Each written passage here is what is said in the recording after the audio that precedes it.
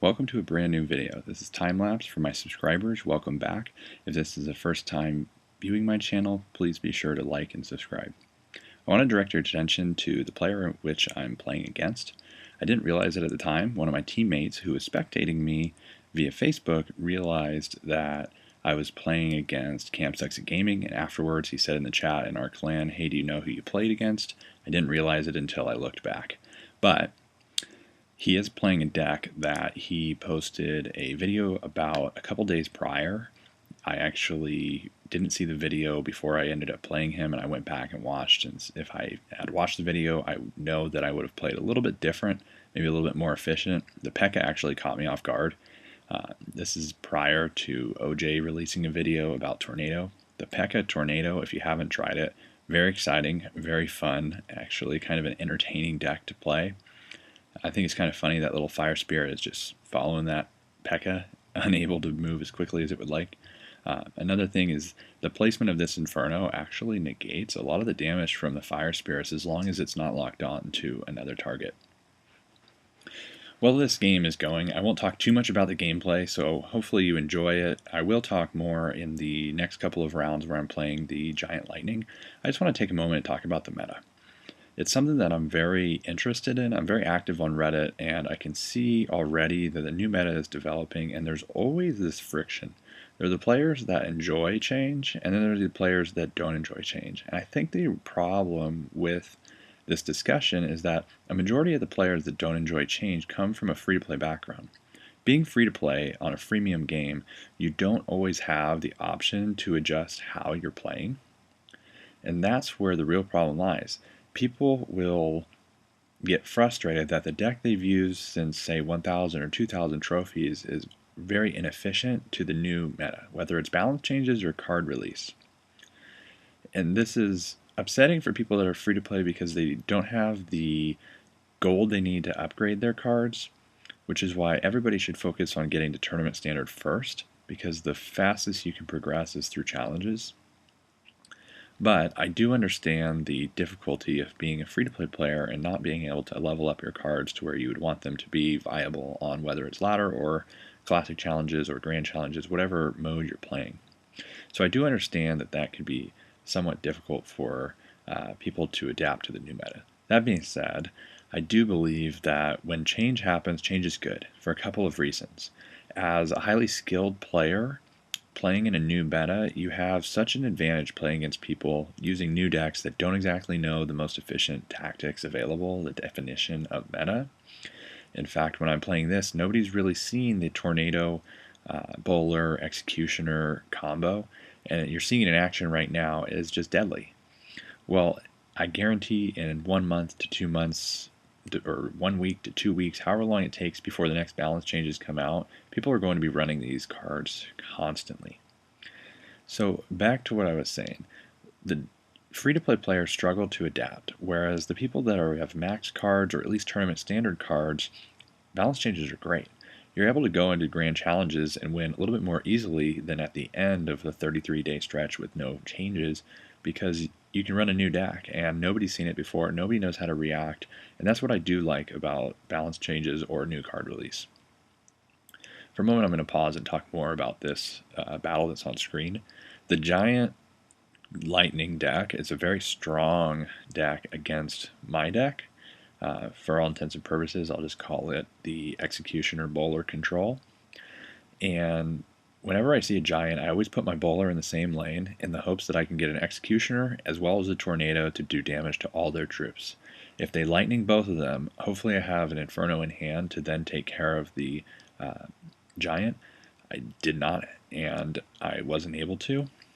Looking back at this, it looks like he kind of misplayed his Lightning. He could have done a little bit better job of it. I don't think it would have made much difference in the outcome of the game anyway, but the goal when you're facing this deck is to have both your damage dealing troops as well as a Tornado to just destroy everything on the board.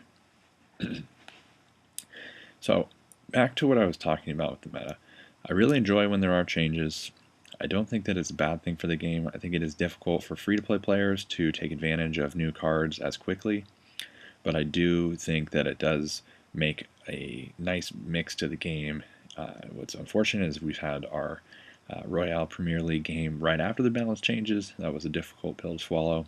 If I had known this deck was so useful, I'd be using it.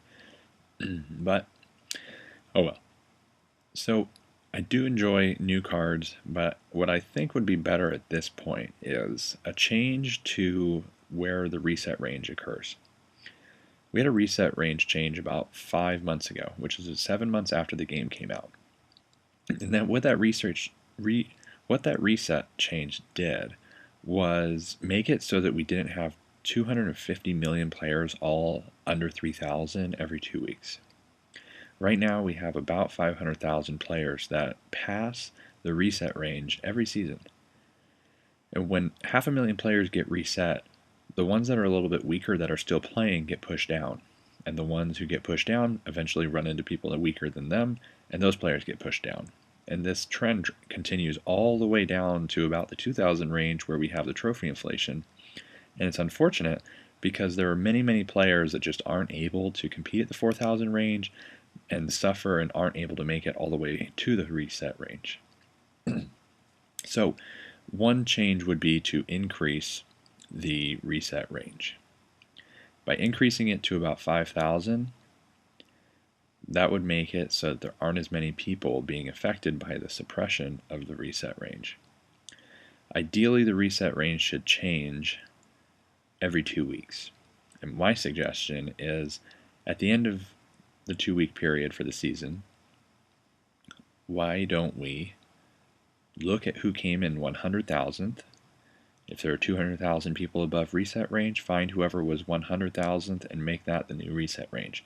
That way, at the end of every season, only 100,000 people are reset.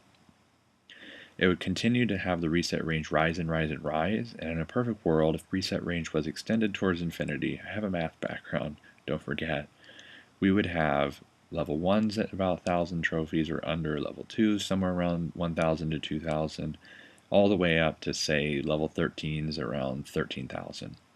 It would spread out the levels, and what it would do is make it for people that are just barely entering into reset range to not struggle as much.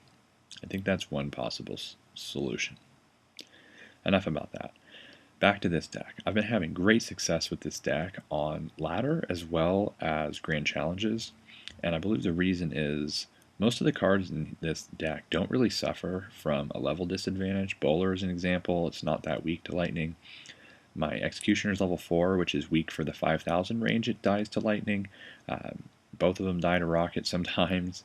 My Bowler's level 6, that might not die to rocket anymore. But when playing this deck in Tournament Standard, they're very, very good defensive control cards. If you look at my deck, there are only 3 damage-dealing troops and 1 damage-dealing building and a couple damage-dealing spells.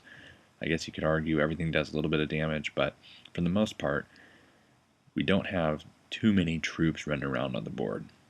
What this deck does a really good job of doing is slowing down the gameplay. That's what most control decks are trying to do. If you can keep gameplay as slow as possible and control the tempo, you'll end up winning.